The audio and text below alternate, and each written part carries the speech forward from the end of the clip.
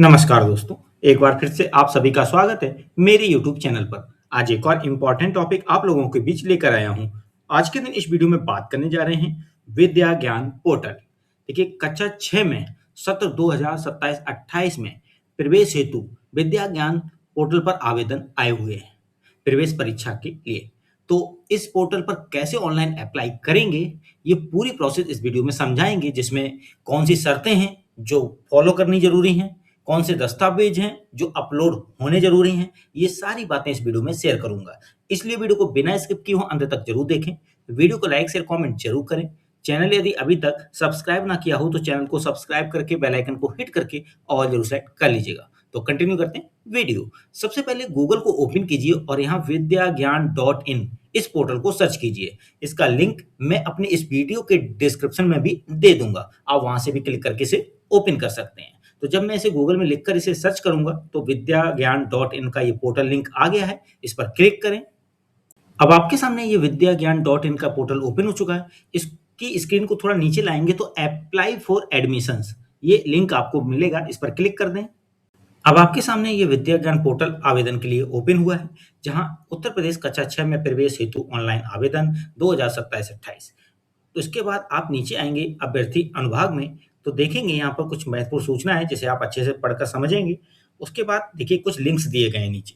यहाँ लिंक्स में आप देखेंगे तो कक्षा 6 के लिए पंजीकरण, यानी पहली बार आप आवेदन कर रहे हैं तो रजिस्ट्रेशन की प्रक्रिया करनी होगी, उसके लिए आप यहाँ पर ही जाएंगे।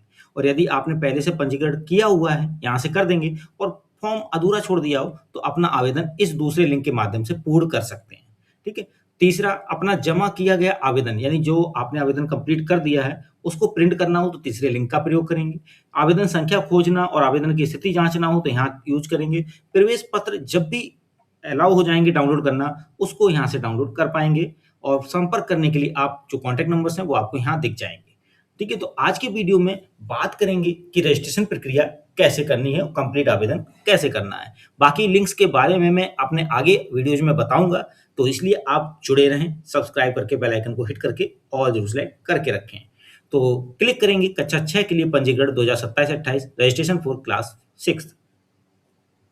अब आपके सामने ये स्क्रीन आएगी जहां उत्तर प्रदेश कक्षा 6 में प्रवेश हेतु ऑनलाइन पंजीकरण 2027-28। यहाँ पर कुछ महत्वपूर्ण तिथियां दी गई हैं, इस पर बात करें। आवेदन करने की अंतिम तिथि है 20 अक्टूबर 2026। परीक्षा की तिथि है 29 नवंबर 2026। और प्रवेश पत्र डाउनलोड करने की तिथि और परिणाम घोषित करने की तिथि ये आगे समय पर साझा की जाएंगी, इसकी सूचना अलग से मिलेगी। इसके बाद देखिए यहाँ पर साइड में दिया गया, यह फॉर्म नए विद्यार्थियों के पंजीकरण के लिए है। यदि आपने पहले से पंजीकरण किया है तो आपको आवेदन पूर्ण करने वाले लिंक पर जाना होगा, जो कि नीचे दिया गया है। ठीक है। फॉर्म भरते समय अंग्रेजी अक्षरों का ही प्रयोग करेंगे। स्टार जिनके आगे लगा है रेड, उनको भरना जरूरी है। नीचे देखो, कृपया ध्यान दे वाला पॉइंट है, इसमें 3-4 पॉइंट्स जो लिखे हैं उनको समझ लीजिए कि राजस्व विभाग द्वारा निर्गत प्रमाण पत्र के अनुसार आवेदक राज्य के जनपद के ग्रामीण क्षेत्र का स्थायी निवासी हो, यानी स्थायी निवासी होना चाहिए ग्रामीण क्षेत्र का। साथ में संपूर्ण परिवार की वार्षिक आय 3 लाख रुपए से अधिक ना हो, ये ध्यान देना है सारे पॉइंट्स। आवेदक ग्रामीण क्षेत्र में स्थित राजकीय अथवा मान्यता प्राप्त निजी विद्यालय से कक्षा 3-4 उत्तीर्ण होकर कक्षा 5 में अध्ययनरत हो। विद्यालय प्रवेश परीक्षा के अंतर्गत लिखित परीक्षा हेतु एक ही अवसर अनुमन्य होता है। और आवेदन पत्र तथा विद्यालय में प्रवेश प्रक्रिया के स्वीकार या अस्वीकार किए जाने संबंधी संपूर्ण अधिकार विद्यालय में निहित रहेंगे। ठीक है। इसके बाद साइड में चलते हैं, इसी पेज पर देखिए साइड में कुछ लिंक्स दिए गए हैं, जैसे आवेदन पत्र भरने के लिए उपयोगकर्ता मार्गदर्शिका। तो एक मार्गदर्शिका डाउनलोड करनी हो, इसको आप यहाँ से कर सकते हैं। और बोनाफाइड का जो प्रमाण पत्र प्रारूप है, जो कि विद्यालय से हस्ताक्षरित होगा, प्रमाणित होगा, सत्यापित होगा, उसका भी प्रारूप यहाँ से डाउनलोड कर सकते हैं बोनाफाइड का। तो दोनों के जो फाइल्स हैं, मार्गदर्शिका फाइल, ठीक है, और बोनाफाइड प्रमाण पत्र की फाइल मैं अपने इस वीडियो के डिस्क्रिप्शन में भी लिंक दे दूंगा, वहां से भी आप क्लिक करके डाउनलोड कर सकते हैं। अब यहाँ पर विद्यार्थियों के लिए निर्देश है, जैसे बालिकाओं की आयु 31 मार्च 2027 को 10 से 12 वर्ष होनी चाहिए। 31 मार्च 2027 को ध्यान देना है, 10 से 12 वर्ष, तथा बालकों की आयु 10 से 11 वर्ष होनी चाहिए। तो ये ध्यान देना है, 31 मार्च 2027 को 10 साल से लेकर 12 साल बालिकाओं की, और 31 मार्च 2027 को बालकों के लिए 10 से 11 वर्ष होनी चाहिए। कौन कौन से दस्तावेज जिनकी स्कैन की प्रति अपलोड होगी? विद्यार्थी की नवीनतम फोटो, विद्यार्थी का आधार कार्ड, और विद्यालय से जो प्राप्त बोनाफाइड प्रमाण पत्र है प्रधानाचार्य द्वारा सत्यापित, जो कि मैंने ऊपर आपको दिया था। ये वैकल्पिक भी है, लिखा हुआ है, ऑप्शनल है। ठीक है? तो यानी आप इसको छोड़ के भी आगे बढ़ सकते हैं। तो अभी यहाँ क्या करते हैं, मैं आगे करूँगा प्रक्रिया ऑनलाइन की। तो इसी पेज पर आप सेंटर में देखेंगे। अब इस पेज पर सेंटर में देखिए लिखा है कि क्या विद्यार्थी यानी अभ्यर्थी शैक्षणिक सत्र 2026-27 में वर्तमान में कक्षा 5 में अध्ययनरत है? तो मैं यस किया। क्या अभ्यर्थी ने पहले भी विद्या ज्ञान विद्यालय की प्रवेश परीक्षा दी है? तो मैंने इसमें नो किया क्योंकि नहीं दी है। ठीक है? क्या वर्तमान विद्यालय ग्रामीण क्षेत्र में स्थित है? तो यस करेंगे। ठीक है? क्योंकि स्थित है। इसके बाद विद्यार्थी की आधार संख्या भरेंगे, विद्यार्थी का नाम जो विद्यालय अभिलेख के अनुसार है उसे भरेंगे, विद्यार्थी का जेंडर सेलेक्ट करेंगे और जन्म तिथि। ठीक है? अब जो अभी बोला गया था कि 31 मार्च 2027 तक बालिका 10 से 12 वर्ष तक हो और बालक 31 मार्च 2027 को 10 से 11 वर्ष हो। तो ये देखिए डेट वाइज भी मेंशन किया गया है कि 31 मार्च 2015 से 31 मार्च 2017 तक बालिकाओं की डीओबी होनी चाहिए। ठीक है? जन्म तिथि और बालकों की जन्म तिथि 31 मार्च 2016 से 31 मार्च 2027 तक होनी चाहिए, इनके बीच में।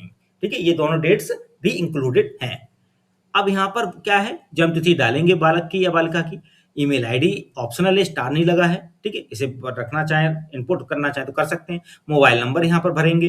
फिर परिवार की कुल वार्षिक आय, जो भी प्रमाण पत्र यहाँ पर दिया गया है 3 लाख से ऊपर नहीं होनी चाहिए, जो साइड में बताया गया। तो जो भी हो आप इसमें से उसका चयन करेंगे और उसके बाद नीचे कैप्चा भर के आप नीचे प्रोसीड टू ओटीपी वेरिफिकेशन पर क्लिक करेंगे।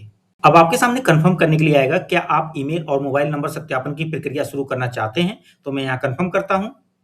अब आपको मोबाइल नंबर पर जो ओटीपी आया है वो यहाँ डालेंगे और ईमेल पर जो आया वो इसको नीचे यहाँ डालकर वेरीफाई डिटेल्स पर क्लिक करेंगे। मोबाइल नंबर और ईमेल का ओटीपी वेरीफाई होने के बाद आपके सामने ये पेज आएगा जहां आवेदन संख्या आपको जनरेट होकर मिल जाएगी। इस आवेदन संख्या को पेन से कॉपी पर या डायरी में कहीं नोट जरूर कर लें। इसके बाद विद्यार्थी का विवरण दिखेगा जहां विद्यार्थी का नाम जिसमें आप संशोधन कर सकेंगे। इसके बाद विद्यार्थी की आधार संख्या, ईमेल आईडी, जेंडर और जन्म तिथि। ये डिटेल्स जो हैं आप अपडेट नहीं कर पाएंगे, एडिट नहीं कर पाएंगे। चलते हैं नीचे। अब पारिवारिक विवरण में अब माता का पूरा नाम, माता की शैक्षणिक योग्यता।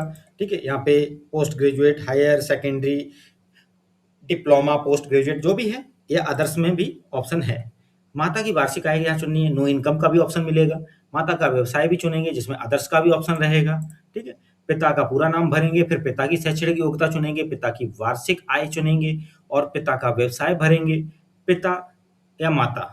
ठीक है? और कानूनी अभिभावक की आधार संख्या कब, यदि माता पिता उपलब्ध ना हो। तो पिता या माता में किसी की आधार संख्या बननी है और कानूनी अभिभावक की आधार संख्या तब भरेंगे जब यदि माता पिता उपलब्ध ना हो। अब यहाँ पर अन्य स्रोतों से यदि कोई आए है वो, और गार्जियन ग्रैंडफादर्स का फुल नेम, दादाजी का पूरा नाम।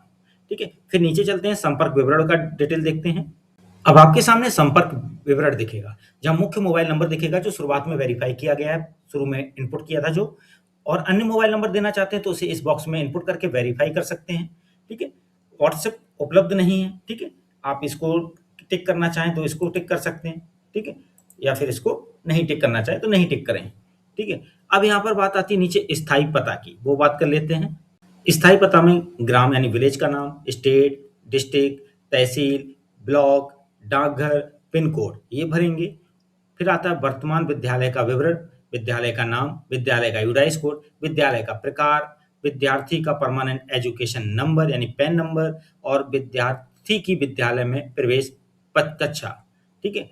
विद्यार्थी की विद्यालय में प्रवेश कक्षा यहाँ देखेंगे। उसके बाद विद्यालय का पता भी लिखेंगे। फिर नीचे दस्तावेज अपलोड जो करने हैं उनके लिए लिंक्स आएंगे, जैसे विद्यार्थी का नवीनतम फोटो पासपोर्ट साइज का। ठीक है? और फिर यहाँ पर अपलोड करने की बटन दी गई, साइड में क्लिक करके अपने जो भी मेमोरी है वहां से एक्सेस कर लेंगे। और साइज जो है इस फोटो का वो भी आप ध्यान दीजिएगा, अधिकतम 5 MB का साइज होगा। पीएनजी, जेपीजी, जेपीईजी इनमें होना चाहिए। ऐसे विद्यार्थी का आधार कार्ड भी पीएनजी, जेपीजी, जेपीईजी या पीडीएफ फॉर्म में होगा, अधिकतम 5 MB का। विद्यालय का जो बोनाफाइड प्रमाण पत्र है ये ऑप्शनल है। ठीक है? देखिए यहाँ पर स्टार में रेड नहीं लगा हुआ, रेड कलर का स्टार नहीं लगा हुआ है। ठीक है? 2 में लगा है रेड स्टार, इसका मतलब इन 2 को अपलोड करना जरूरी है। तो विद्यालय के यदि बोनाफाइड प्रमाण पत्र अपलोड करना चाह रहे हैं तो वो पीएनजी, जेपीजी, जेपीईजी या पीडीएफ फॉर्म में अधिकतम 5 MB साइज का होना चाहिए।